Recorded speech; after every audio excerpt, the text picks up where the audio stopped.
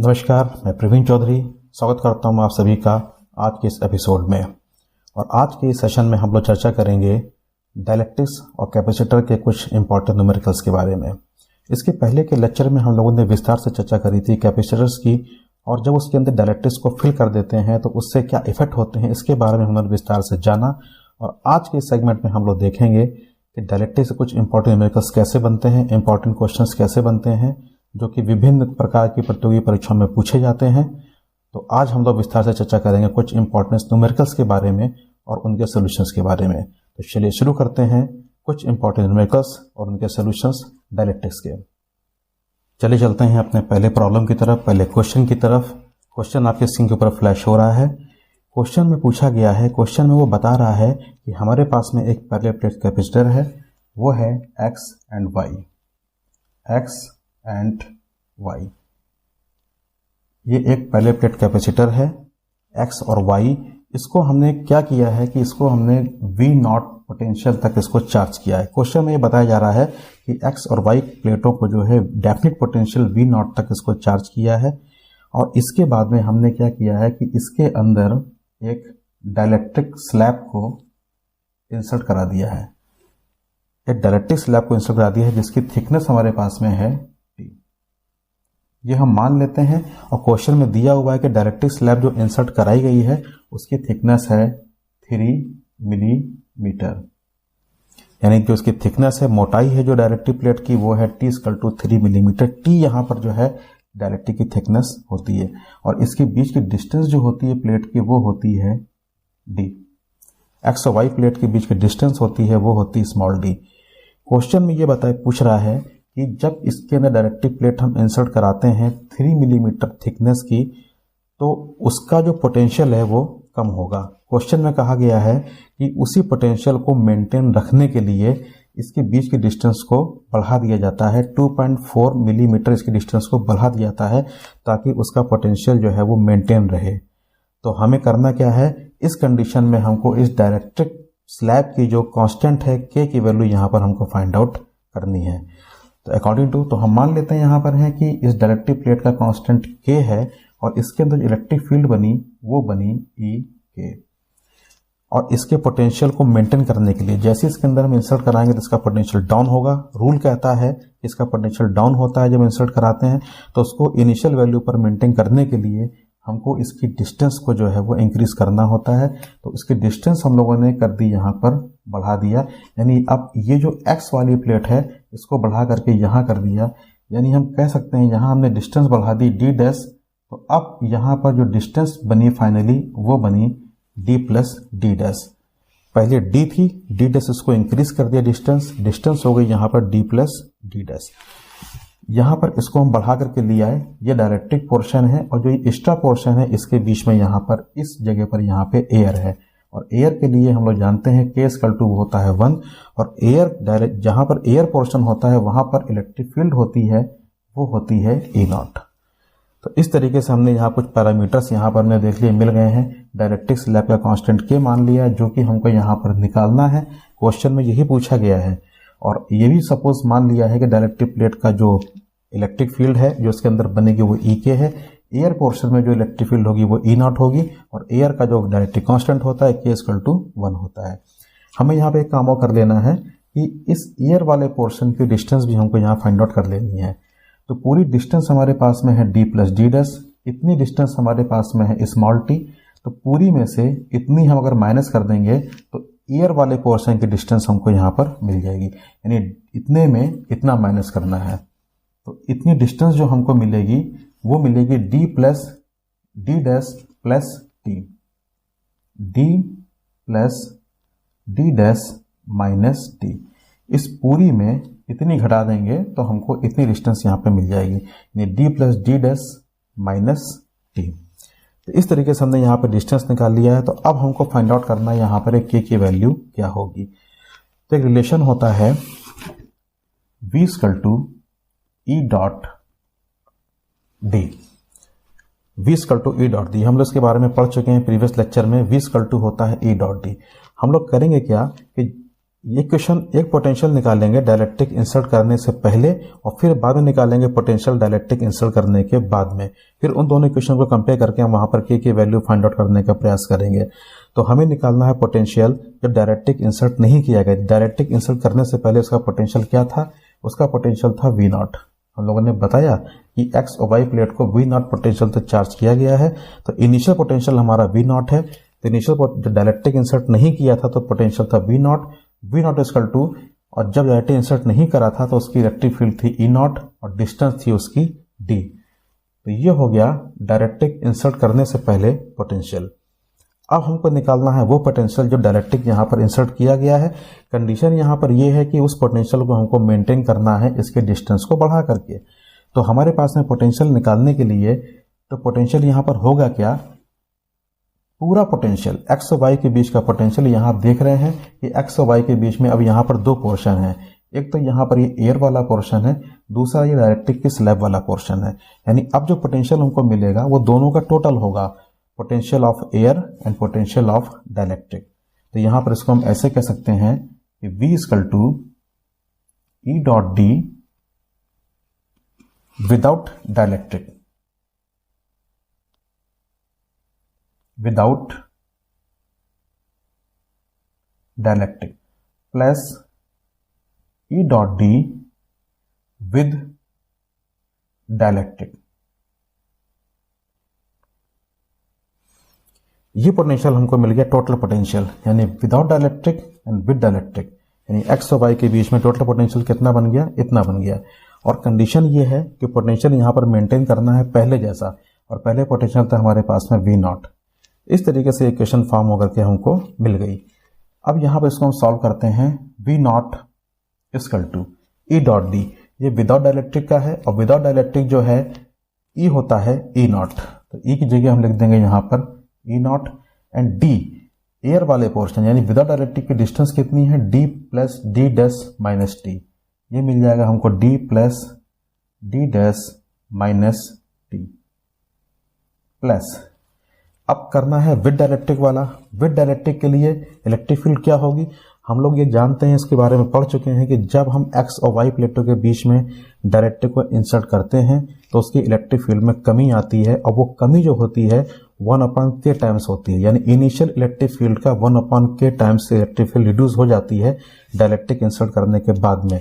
तो यहाँ पर जब डायलेक्ट्रिक इंसर्ट किया गया तो इसकी इलेक्ट्रिक फील्ड में कमी आई। वो कमी हुई इनिशियल इलेक्ट्रिक फील्ड की 1/k टाइम्स, यानी कि डायलेक्ट्रिक इंसर्ट करने के बाद में इलेक्ट्रिक फील्ड हो गई E not upon K. And D क्या रहेगा? यहाँ पर डी रहेगी आपकी डायलेक्ट्रिक की थिकनेस, क्योंकि डी यहाँ पर क्या है? टी। तो डायलेक्ट्रिक की थिकनेस हम लोगों ने एज्यूम करी थी वो थी स्मॉल टी। इस तरीके से हमको यहाँ पर ये इक्वेशन मिल गई है। इसको हम मान लेते हैं इक्वेशन नंबर सेकंड। यहां पर हम लोग को इक्वेशन नंबर फर्स्ट और सेकंड सॉल्व करना है, या तो हम कहते हैं इक्वेशन नंबर फर्स्ट से वी नॉट की वैल्यू हम यहां पुट कर दें। तो देख लेते हैं यहां पर क्या, फर्स्ट से वी नॉट की वैल्यू इक्वेशन इस इक्वेशन में यहां पर हम पुट करते हैं तो हमको मिलेगा V not equal to E naught D, E naught D equal to, ये पूरी इक्वेशन ऐसी रहेगी E naught D plus D dash minus T plus E naught upon K and T. यहां से आप देख रहे हैं कि ई नॉट यहां पर कैंसिल हो गया।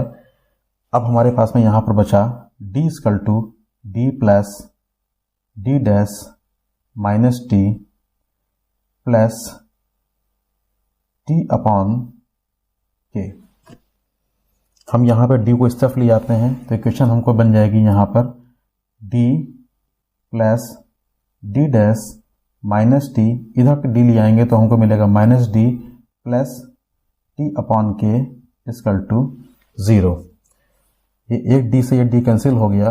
हमको जो इक्वेशन मिली अब मिली D dash minus T plus T upon K equal to 0। Equation number इसको हम लोग मान लेते हैं थर्ड। अब यहां पर कुछ रह नहीं गया है, पूरा क्वेश्चन हो चुका है, बस हमको यहां पर वैल्यूज पुट करनी है जो हमको न्यूमेरिकल्स में दी गई थी। इक्वेशन है D dash minus T plus T upon K equal to 0। D dash यहाँ पर क्या था, डी डैश था जितनी हमने यहाँ पर उसको इंक्रीज किया था, जितनी इसके डिस्टेंस हमने इंक्रीज करी थी वो डी डैश थी, और डी डैश की वैल्यू यहाँ पर थी 2.4। जैसा कि आपको एक क्वेश्चन में दिया गया है, हम लोगों ने उसके बीच के डिस्टेंस को 2.4 मिलीमीटर बढ़ाया था। ये डी डैश की वैल्यू यहाँ पर रहेगी 2.4 मिलीमीटर, जो कि क्वेश्चन में दी गई है। इसके बाद में यहाँ पे हमारे पास में है टी की वैल्यू जो है ये भी क्वेश्चन में दी गई है। थिकनेस हमारे पास में थी 3 मिलीमीटर, यानी 3 मिलीमीटर मोटाई की जो हमने यहाँ पर डायरेक्टिक इंसर्ट करी थी उसकी मोटाई थी, उसकी थिकनेस थी 3 मिलीमीटर। क्वेश्चन में गिवन है ये, तो ये मिल जाएगी आपको 3 मिलीमीटर। इसके बाद ये दोनों वैल्यूज हम यहाँ पर पुट कर देंगे क्वेश्चन नंबर 3 में, तो हमको मिल जाएगा यहाँ पर 2.4 minus 3 plus 3/k equal to 0। और जब इसको हम सॉल्व करेंगे, इसको सॉल्व करने के बाद आफ्टर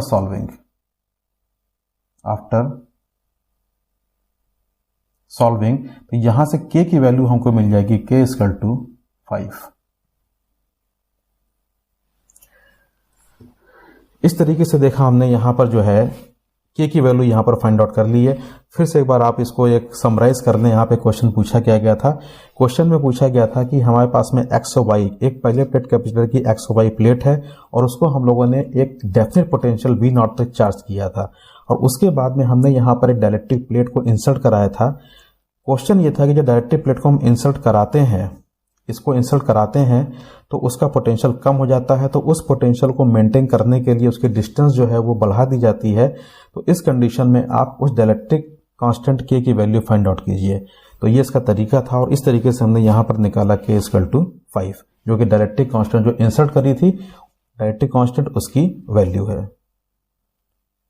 चलिए अब हम लोग चलते हैं आपके नेक्स्ट क्वेश्चन की तरफ। क्वेश्चन आपकी स्क्रीन पर फ्लैश हो रहा है, वहां से इसको आप देख सकते हैं।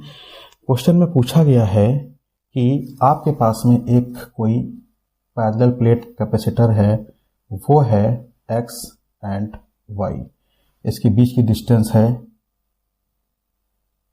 d। क्वेश्चन में पूछ रहा है, क्वेश्चन में बता रहा है कि x और y प्लेट है, इसका कैपेसिटेंस जो है वो है 2 माइक्रोफैरेड, यानी इसमें किसी प्रकार डायलेक्ट्रिक अभी यहाँ पे नहीं भरा गया है। इसका जो कैपेसिटेंस है विदाउट डायलेक्ट्रिक वो है 2 माइक्रोफैरेड। तो हम यहाँ मान लेते हैं कि विदाउट डायलेक्ट्रिक C नॉट यानी कैपेसिटेंस है 2 microfarad. C not without dielectric उसका कैपेसिटेंस जो कि दिया हुआ है वो है 2 माइक्रोफैरेड। अब क्वेश्चन में ये कह रहा है कि अगर x और y प्लेट के बीच में हम जो है एक डायलेक्ट्रिक स्लैब को यहाँ पर इंसर्ट कराएं, जिसकी थिकनेस जो है उसकी डिस्टेंस की 3/4 है, यानी उसकी टोटल डिस्टेंस की x और y प्लेट के बीच की डिस्टेंस की 3/4 मोटाई की अगर हम डायलेक्ट्रिक प्लेट को यहाँ पर इंसर्ट कराते हैं, तो उसका जो कैपेसिटेंस है वो बढ़ जाएगा, और वो बढ़ करके हो जाता है 4 माइक्रोफैरेड। 4 माइक्रोफैरेड ये क्वेश्चन में दिया हुआ है कि बिना डायलेक्ट्रिक के 2 माइक्रोफैरेड है, और जो डायलेक्ट्रिक इंसर्ट कराते हैं तो वो हो जाता है 4 माइक्रोफैरेड। हमने यहाँ पर डायलेक्ट्रिक इंसर्ट करा दिया, ये यहाँ पर डायलेक्ट्रिक है, इसको इंसर्ट कराया गया है, और इसकी थिकनेस हम लोग जानते हैं कि स्मॉल टी होती है, डायलेक्ट्रिक की थिकनेस को स्मॉल टी माना जाता है। लेकिन ये थिकनेस कितनी है, उसके प्लेटों के बीच की डिस्टेंस की 3/4, ये क्वेश्चन में गिवन है, दे रहा है कि डिस्टेंस की 3/4 थिकनेस की प्लेट को या डायलेक्ट्रिक प्लेट को हम इंसर्ट करा रहे हैं। तो थिकनेस यहाँ पर कितनी हो जाएगी, वो हो जाएगी टोटल डिस्टेंस की 3/4, यानी कि 3/4d, यानी यहाँ पर t की वैल्यू हमको दी हुई है 3/4d। 3/4 मोटाई की प्लेट को, डायलेक्ट्रिक प्लेट को हम यहाँ पर इंसर्ट कराते हैं, तो उसकी जो कैपेसिटी है वो हो जाती है बढ़ करके 4 माइक्रोफैरेड।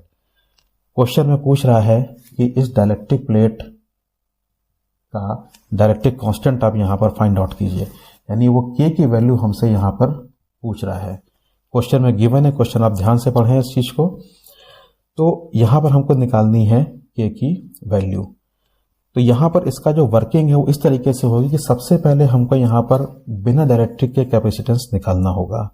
बिना डायरेक्ट्रिक इंसर्ट किए हुए एक्स और वाई के बीच में कितनी कैपेसिटेंस होगा, फिर इसको इंसर्ट करने के बाद में कितना कैपेसिटेंस होगा, फिर उन दोनों इक्वेशंस को अगर हम डिवाइड कर देंगे तो वहां कहीं ना कहीं से हमको वहां पर के की वैल्यू फाइंड आउट हो जाएगी। तो हम पहले निकालते हैं कि एक्स और वाई के बीच में कैपेसिटेंस विदाउट डायरेक्ट्रिक यानी बिना डायरेक्ट्रिक इंसर्ट किए हुए कितना कैपेसिटेंस होगा। तो वो कैपेसिटेंस होता है सी नॉट, फार्मूला होता है epsilon not A upon D. इन सब चीज़ों के बारे में हम लोग डिस्कस कर चुके हैं पहले के लेक्चर्स में, जिसका लिंक आपको हम दे देंगे। वो जब आप देखेंगे तो इसको बहुत क्लियर कट समझ में आएगा। सारे केसेस वहाँ पे डिस्कस किए जा चुके हैं कि किस तरीके से डायरेक्ट्रिक इंसर्ट करने के बाद कैपेसिटी बनती है, बिना डायरेक्ट्रिक के बाद कैसे कैपेसिटी बनती है, ये सब पूरे पॉइंट टू पॉइंट वहाँ पर डिस्कस किया जा चुका है। तो वहाँ से ये फार्मूला है कि जब डायरेक्ट्रिक इंसर्ट नहीं किया गया है, विदाउट डायरेक्ट्रिक इंसर्ट किए हुए जो उसकी कैपेसिटी है वो होती है C naught equal to epsilon not A upon D. इसे हम मान लेते हैं इक्वेशन नंबर फर्स्ट। अब यहां पर हम निकालते हैं कि वो कैपेसिटी जब डायरेक्टिव को यहां पर इंसर्ट कर दिया गया, वो फार्मूला होता है आपका सी के कैपेसिटी हुई डायरेक्टिव इंसर्ट करने के बाद में, वो होती है epsilon not A upon D minus T plus T upon के। ये फार्मूला है इसका, ये भी डिस्कस कर चुके हैं डिटेल से हम लोग। तो सी के जो ये हमने कैपेसिटी निकाली, ये जो फार्मूला है ये है डायरेक्ट्रिक इंसर्ट करने के बाद में कैपेसिटी क्या होगी, वो ये है। डी यहाँ पर डिस्टेंस है, टी यहाँ पर उसकी प्लेट की जो डायरेक्ट्रिक प्लेट है उसकी थिकनेस है। अब हम लोग यहाँ पर टी की वैल्यू यहाँ पर पुट कर देते हैं। टी की वैल्यू हमारे पास में है 3/4 डी। तो यहाँ मिल जाएगा हमको C K equal to epsilon not A upon D minus T की वैल्यू हमारे पास में है 3/4 D, 3/4 D and plus 3/4 D upon K. इस तरीके से हमको यहां पर इक्वेशन मिल गई। यहां पर हम करेंगे क्या कि डी को कॉमन ले लेते हैं, यहां से है तो हमको मिल जाएगा यहां पर C K equal to epsilon not A upon, यहां पर डी को कॉमन ले लिया, अंदर बचा हमारे पास में 1 माइनस 3/4 प्लस 3/4 के।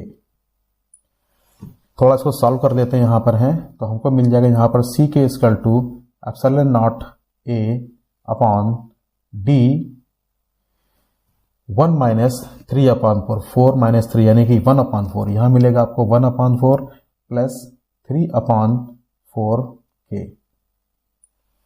इस तरीके से हमको यहां मिल गया। इसको हम मान लेते हैं इक्वेशन नंबर सेकंड।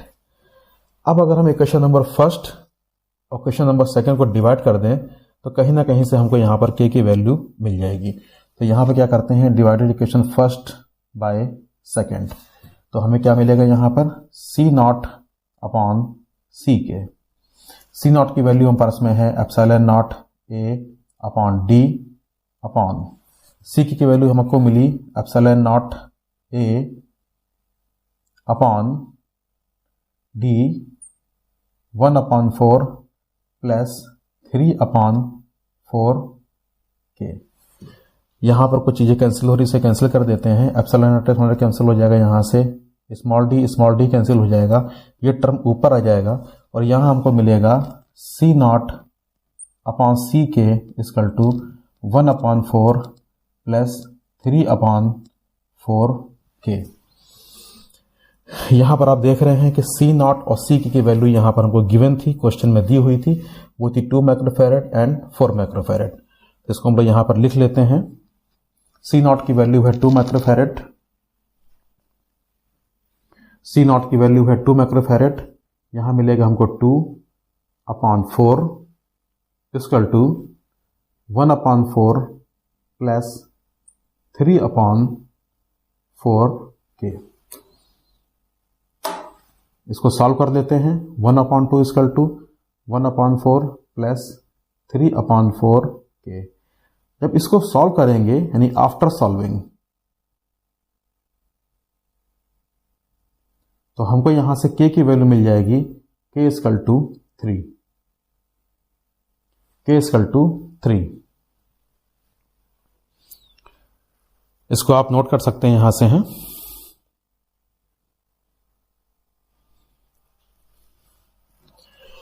तो यहाँ पर आपने देखा किस तरीके से हम लोगों ने यहाँ पर इसकी वैल्यू फाइंड आउट करी। क्वेश्चन में कहा गया था कि जब एक्स और वाई के प्लेटों का जो कैपेसिटेंस है वो 2 माइक्रोफैरेड है और जब उसमें हम 3/4 डी यानी कि उसके डिस्टेंस का 3/4 मोटाई का अगर हम डायरेक्ट्रिक इंसर्ट कराते हैं तो उसकी कैपेसिटी 4 माइक्रोफैरेड हो जाती है। तो इस कंडीशन में आप डायरेक्ट्रिक जो हमने इंसर्ट कराया है उस के की वैल्यू फाइंड आउट करनी है। तो इस तरीके से हम लोगों ने यहाँ पर के की वैल्यू फाइंड आउट करी। चलिए हम लोग अगले क्वेश्चन की तरफ चलते हैं। क्वेश्चन आपके स्क्रीन पर फ्लैश हो रहा है, वहां से इसको आप देख सकते हैं। क्वेश्चन में पूछा गया है कि आपके पास में अगर कोई एक पैरेलल प्लेट एयर कैपेसिटर हो X एंड Y और इसमें डायलेक्ट्रिक इंसर्ट करने से पहले इसकी कैपेसिटी हो 16 माइक्रोफैरेड, यानी यहां पर गिवन है C0 = 16 माइक्रोफैरेड।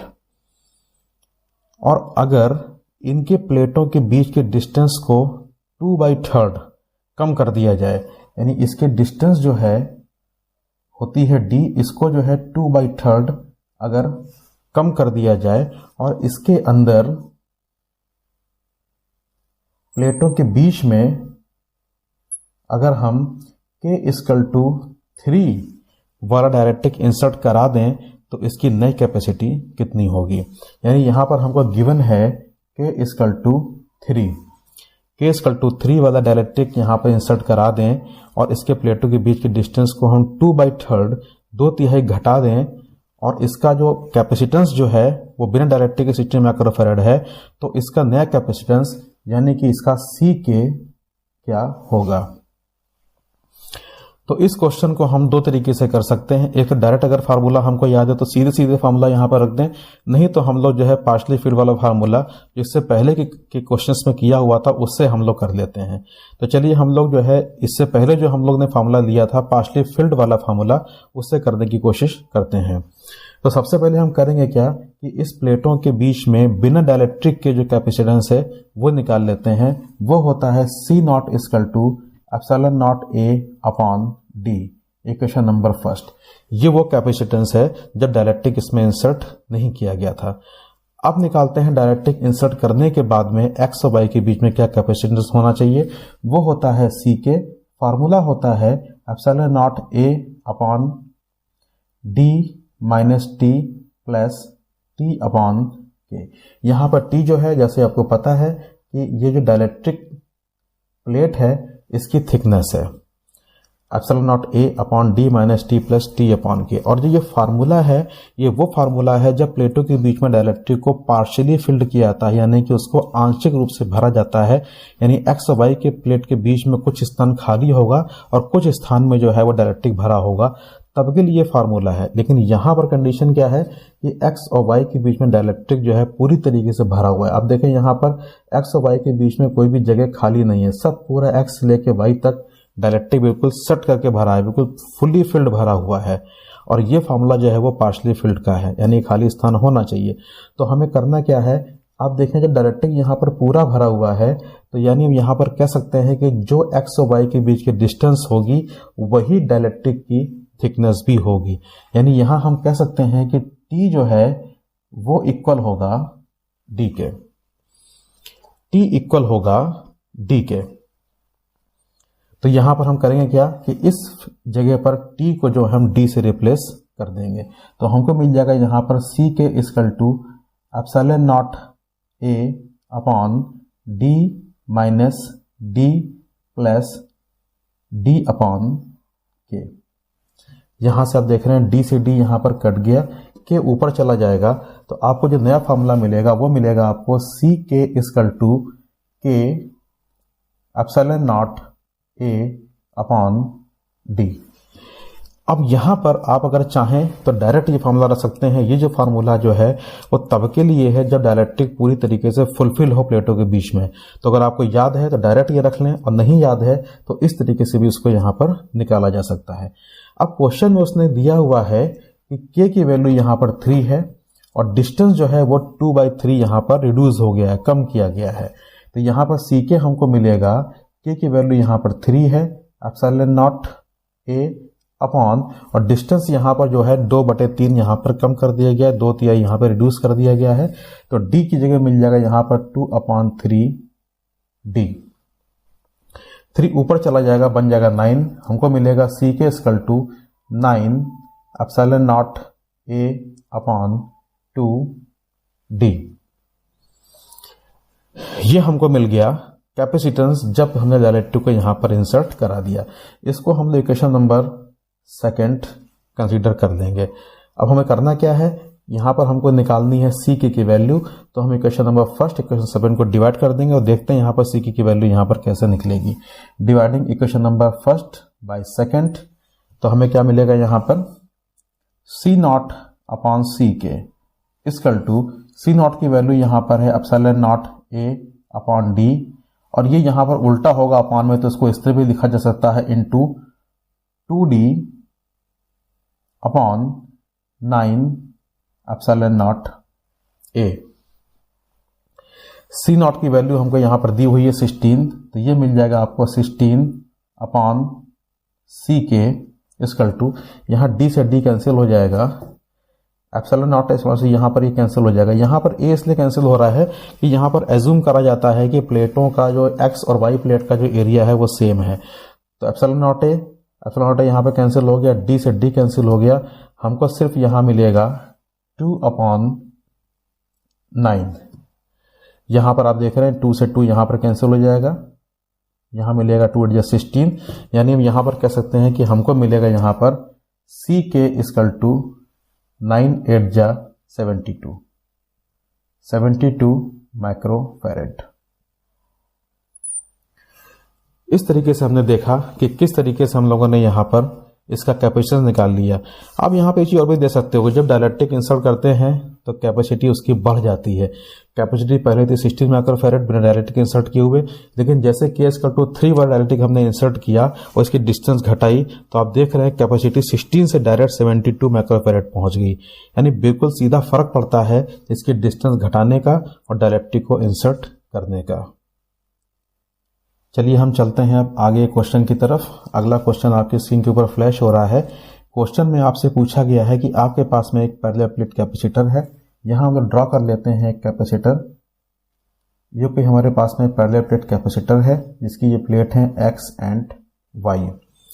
क्वेश्चन में कहा गया है कि इस कैपेसिटर की प्लेटों के बीच की डिस्टेंस जो डी है, इसकी वैल्यू है 0.05 मीटर। यानी यहां पर हमको ये गिवन है, यहां हम लोग लिख लेते हैं कि d equal to 0.05 metre.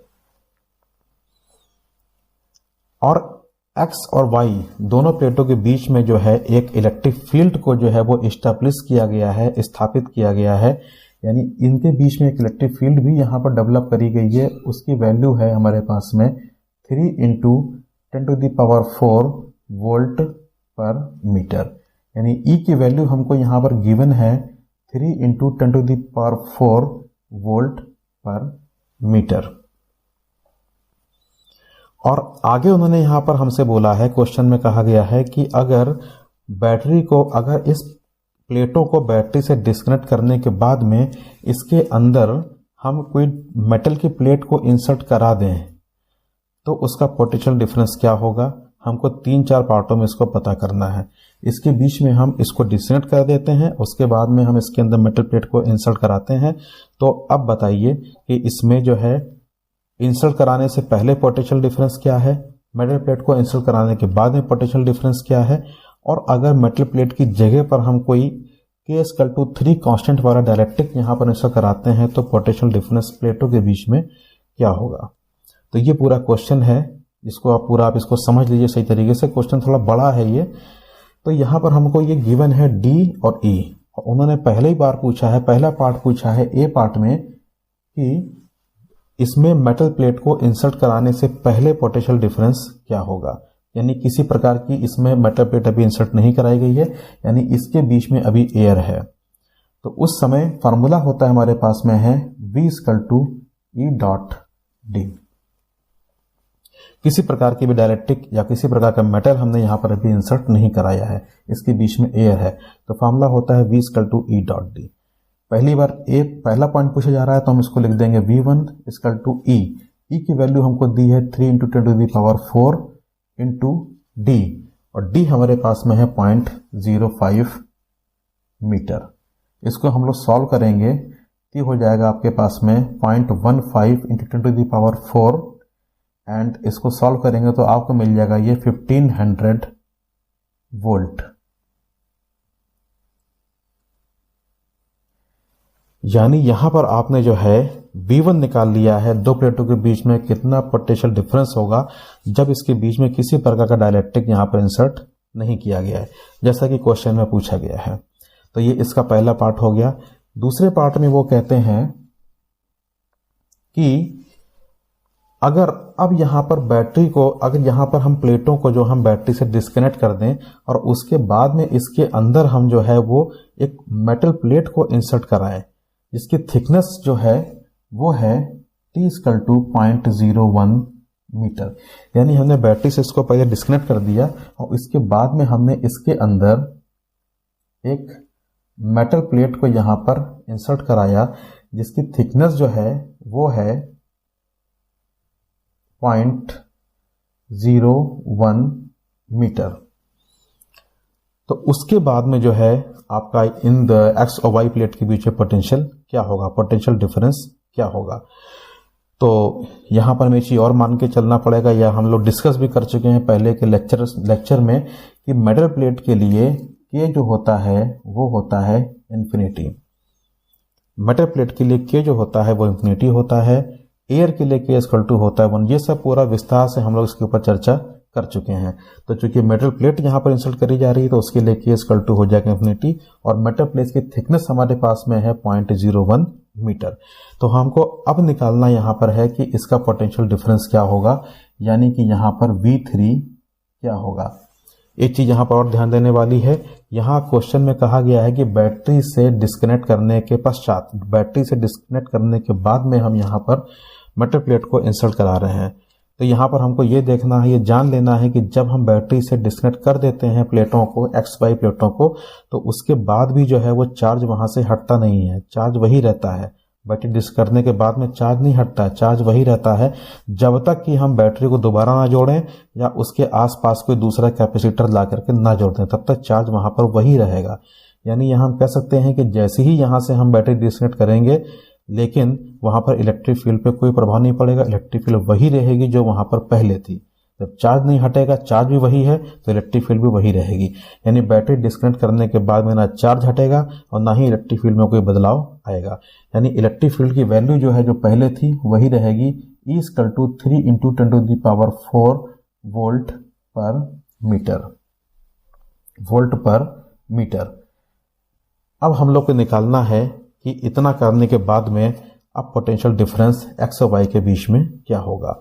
Formula हमारे पास में होता है, सेकंड निकाल रहे हैं तो उसको लिख लेंगे V2 = होता है E.D, और यहां पर E कितना है 3 × 10⁴, और D यहां पर क्या है, D यहां पर आप देखें कि फिर यहां पार्शली फिल्ड किया गया, मेटल प्लेट को यहां पर पार्शली फिल्ड किया गया, आंशिक रूप से यहां पर डाला गया, यानी यहां पर थोड़ा खाली स्थान भी यहां पर एयर है और इसके इस वाले पोर्शन में जो है वो मेटल की प्लेट है।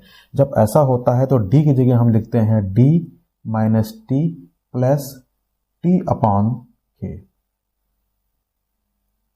हम लोग यही करते आ रहे अभी तक हैं, जहां पर पार्शल होता है तो यही वहां पर लिखा जाता है, तो D - T + T/K।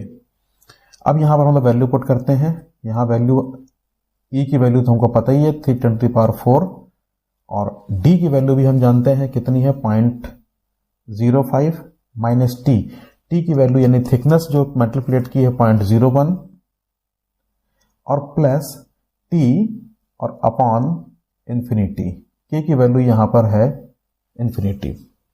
जब T/इन्फिनिटी वाला टर्म यहां पर हो जाएगा 0, हमारे पास में सिर्फ इतना बचेगा, ये मिलेगा आपको 3 × 10⁴ और 0.05 - 0.01।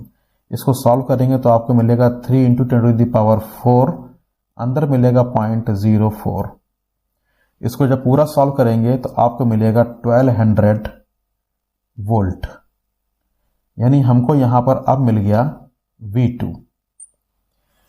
हमको अब मिला हमारे प्रश्न का दूसरे पार्ट का जवाब कि मेटल प्लेट बैटरी को डिस्कनेक्ट करने के बाद में और मेटल प्लेट इंसर्ट करने के बाद में हमारे पास में X और Y के बीच में कितना पोटेंशियल डिफरेंस होगा। V2 equal to 1200 volt. अब हम लोग चलते हैं अपने तीसरे पार्ट की तरफ। तीसरा पार्ट हमारा है, तीसरे पार्ट में हमसे पूछा गया है कि अगर मेटल प्लेट की जगह पर अगर हम कोई K equal to 3 dielectric constant वाला डायलेक्ट्रिक अगर हम यहां पर डाल दें तो X और Y के बीच में कितना पोटेंशियल डिफरेंस होगा। यानी अब क्या किया जा रहा है, थिकनेस वही है, मेटल प्लेट की जगह पर बस खाली हमने यहां पर एक ऐसा डायलेक्ट्रिक ले लिया है जिसका डायलेक्ट्रिक कांस्टेंट जो है वो 3 है। मेटल प्लेट की जगह पर थिकनेस जो है वही है, यानी अब जो हम डाल रहे हैं वो डायलेक्ट्रिक डाल रहे हैं, मेटल प्लेट नहीं है, उसकी जगह पर हम डाल रहे हैं K बराबर 3 वाला डायलेक्ट्रिक डाल रहे हैं, लेकिन थिकनेस वही है। तो अब इसके X और Y के बीच में कितना पोटेंशियल डिफरेंस होगा। तो बात वही है, ये भी पार्शली है, सब कुछ सेम है, बस यहाँ पर K की वैल्यू दी हुई है। तो यहाँ पर देख लेते हैं, फार्मूला है हमारे पास में V3 equal to E dot D। V3 equal to हमारे पास में इलेक्ट्रिक फील्ड वही है 3 इंटू 10 टू द पावर 4 और D हमारे पास में वही रहेगा क्योंकि ये भी पार्शली वाला मैटर है। तो पार्शली का फॉर्मूला ही हमारे पास में होता है D minus T plus T upon K। यहां पर सारी वैल्यूज पुट करते हैं। 3 इंटू 10 टू द पावर 4 अंदर मिलेगा आपको यहां पर D की वैल्यू है 0.05 माइनस T की वैल्यू है 0.01 प्लस 0.01 अपॉन और K इक्वल टू 3। सॉरी यहां पर एक मिस्टेक हो गई है, K इक्वल टू 2 है, यहां पर K इक्वल टू है 2। K इक्वल टू 2 वाला मटेरियल यहां पर हमने यहां पर इंसर्ट कराया है। तो T अपॉन यहां K की जगह बन जाएगा आपका 2.01 अपॉन 2। इसको यहां पर सॉल्व कर लेते हैं तो हमें मिलेगा 3 इंटू 10 टू द पावर 4 अंदर मिलेगा 0.04 plus 0.01 upon 2 equal to 3 into 10 to the power 4 अंदर मिलेगा हमको 0.08 प्लस 0.01 अपॉन 2। यहां मिलेगा हमको 3 इंटू 10 टू द पावर 4 अंदर मिलेगा 0.09 अपॉन 2। जब इसको हम लोग सॉल्व करेंगे तो यहां हमको मिलेगा 1350 वोल्ट। ये वैल्यू हमको मिली V3 की। इस तरीके से हम लोगों ने यहां पर जो है सारी वैल्यूज निकाल ली। क्वेश्चन में पूछा गया था हमारे पास में, फिर से मैं आपको ब्रीफ कर देता हूं। क्वेश्चन में पूछा गया था कि अगर X और Y प्लेट के बीच का डिस्टेंस जो है वो इतना है 0.05 मीटर है और इसके बीच में जो है वो एक इलेक्ट्रिक फील्ड को जो है स्थापित किया गया है 310⁴ वोल्ट पर मीटर को, और इसके अंदर जो है हम लोग मेटल प्लेट को डालते हैं। तो हमको निकालना है यहाँ पर 3 स्टेप पूछे गए थे कि मेटल प्लेट डालने से पहले, इंस्टॉल करने से पहले वोल्टेज क्या होगा, मेटल प्लेट डालने पर वोल्टेज क्या होगा, और मेटल प्लेट की जगह पर अगर हम जो है डायलेक्ट्रिक के इक्वल टू 2 वाला डायलेक्ट्रिक अगर हम यहाँ डाल दें तो पोटेंशियल डिफरेंस यानी वोल्टेज यहाँ पर क्या होगा। इस तरीके से हमारे ये तीनों यहाँ पर आंसर निकल के आ गए। तो आज के टॉपिक में हम लोगों ने इस तरीके से जो है इन चीज़ों को समझा। सारे डायरेक्ट्रिक के न्यूमेरिकल्स जो इंपॉर्टेंट थे उनके बारे में हम लोगों ने चर्चा करी और उम्मीद करते हैं कि ये सारे क्वेश्चंस और सारे प्रॉब्लम्स और उनके सॉल्यूशंस जो हैं आपको समझ में आ गए होंगे। एक्चुअली ये हमारा जो ये टॉपिक था कैपेसिटर एंड डायलेक्ट्रिक्स, ये 3 सेगमेंट में बना है। इसके 3 लेक्चर्स जो हैं वो अब तक बन चुके हैं, 2 पहले आ चुके हैं, आज ये वाला तीसरा लेक्चर आज आया है। तो एक तरीके से कॉम्बिनेशन है 3 लेक्चर्स का, 3 लेक्चर्स का कॉम्बिनेशन है। अब तीनों को जब आप एक कंबाइन करके आप देखेंगे तो आपको पूरी तरीके से क्लियर हो जाएगा और हम उम्मीद करते हैं कि आपको सब कुछ सही तरीके से समझ में आ गया होगा। फिर भी कहीं पर अगर कोई भी कन्फ्यूजन से डाउट है तो आप मुझसे संपर्क कर सकते हैं। संपर्क के बहुत से मीडियम हैं और बस आज का टॉपिक इतना ही यहीं पर समाप्त करते हैं और जल्द ही आपसे दोबारा हम नए टॉपिक को लेकर के फिर मुलाकात करेंगे। Thank you.